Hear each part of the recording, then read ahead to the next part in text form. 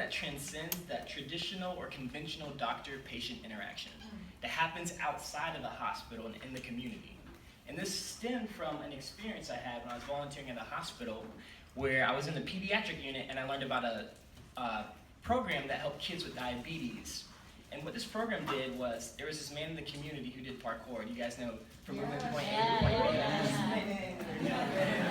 And it took the kids with diabetes into the community and gave them a community of empowerment, a support system, taught them to stay active, to check their sugar, to take their medication. I thought this was so cool. Like, what else is going on in the world? Like, where can I find activities like this, like ultimate healing, where healing is happening outside of the hospital? So I began to think, why is this important to me? It's important because I've had experiences that affected my family and community growing up dealing with healthcare issues. My mom has high blood pressure, my dad has sleep apnea, my brother has behavioral issues, so preventative healthcare issues that I seen weren't supported at home or in the community. And I was like, there must be something out here to better help them empower their healthcare and maintain their healthcare. So I began looking around the world. And coincidentally, this aligned with the Watson requirements of diversity, horizons, and cultures. And I found 4 unique places that had the ability to enrich my global healthcare awareness and show me how these organizations or these initiatives are being supported. So this picture is a metaphor for my year, I think. Fear and terror. I'm not trying to be poetic like you guys. All of you guys are awesome. But I titled my year The Great Escape because I was escaping the familiarity of family and friends to befriend strangers. I was escaping America to go to international grounds that my feet had never touched, my eyes had never seen, my nose had never smelled, and my imagination had never fathomed. I was escaping comfort to go and be uncomfortable. And in this escape, I found myself. There's a quote that I think sums up this perspective, and it goes, "Oh my gosh, I'm gonna die."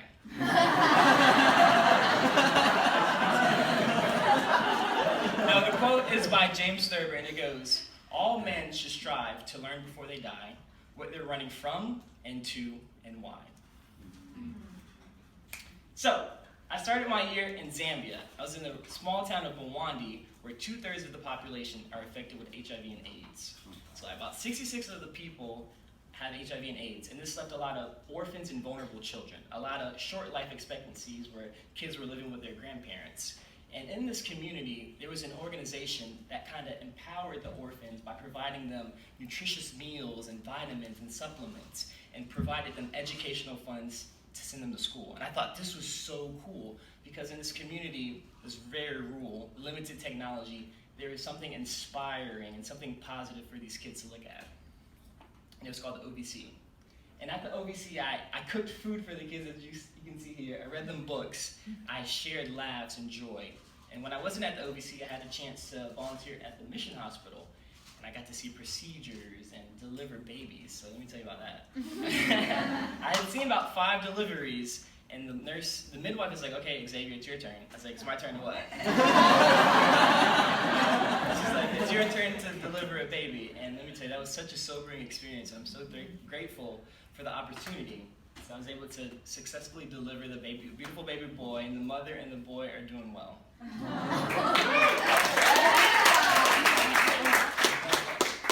And throughout the year, I had a chance to interview a lot of the people in the community, and this one interview in particular stood out to me as kind of encompassing my whole philosophy on ultimate healing.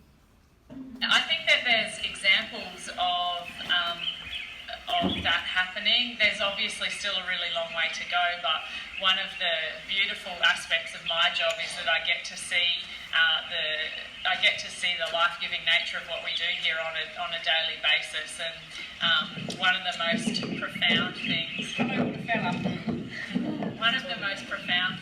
that has happened since I've been here, while also being really sad, is we had one of our little boys last year pass away at the age of 14.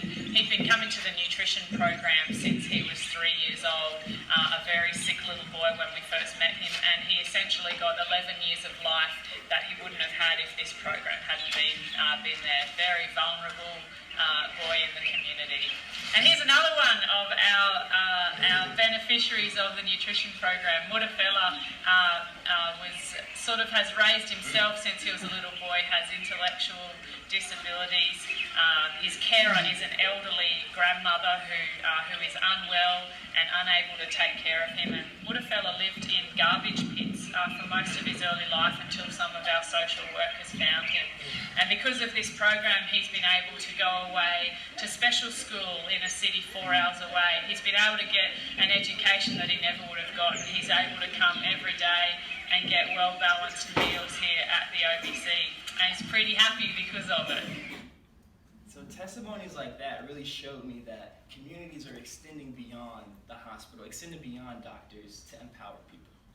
So after Zambia, I went to Jamaica, where they say Yaman, Wagwan, and I had some really great food, the jerk chicken and everything, but that's not my project. My project was looking at sickle cell anemia, and I found this clinic that kind of made a coloring book to help relate to kids, and I thought that was so cool. Like, how many of us learn about complex issues through a coloring book? And it was so inspiring that I thought, this is cool. And I learned about HIV and AIDS with the adult population. I learned about the Jamaican healthcare system and how their lack of funds affect their lack of resources, and their lack of resources affect the quality of care. And I was like really grateful for that experience in Jamaica. And after Jamaica, I went to India. And let me tell you, India, I've never felt more proud about talking about failure when it comes to India. I failed so well in India. My original plan didn't work out, but that was okay because plan B was even better than I could have imagined. I was looking at maternal and newborn mortality and care and seeing how it was addressed in rural and urban perspectives. And in the rural perspective, I learned that there was a village and the closest hospital was about 30 kilometers away. And one day there was this lady who had a miscarriage in a rickshaw on the way to the village. So this organization wanted to provide education and support to pregnant mothers. It wanted to teach them to take their prenatal vitamins. It wanted to teach them how to provide nutritious meals for themselves and their community. I thought this was really cool, like there's nothing like this in the States. And then flipping it to the urban perspective, it was teaching mothers how to deal with massive numbers of people living in slums, how to deal with pollution and overflow, how to deal with limited food accessibility, and empower them that way. In this picture you can see I was trained CNA, so I was giving this lady her blood pressure, but she's not terrified, don't worry. And I finished up in Belize looking at diabetes and hypertension and how this organization used athletics as a model to kind of empower kids, and it used it as an avenue to get the kids off the street, kids with behavior issues, and give them something fun to do. And I was in San Ignacio, and you can see here, I was coaching the kids how to get their knees up in the right position and jumping jacks. All right, so my 2-minute warning. My Watson year conclusions.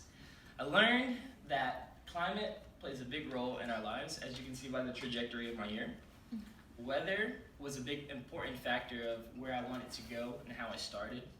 I learned in the power of vulnerability and how you can find strength in it. I'll tell you this brief anecdote. I was in a village giving out medicine, HIV medicine, to about 100 people, and there was a line of kids, about 5 or 6 years old, standing with adults, and at that moment it broke me down. It's like, what did these kids do to deserve this life of this impending terminal illness? And I had to step outside and collect my thoughts. And when I was outside, I saw people looking at me to provide hope, looking at the volunteers to provide medicine. And I found strength in being vulnerable. I knew that my efforts, my physical, my mental, my emotional efforts weren't in vain. And I learned that being qualified for a job might not necessarily make you the best person for the job. It depends on compassion, it depends on intentionality, and things like that. And also, I think I want to be a pediatrician.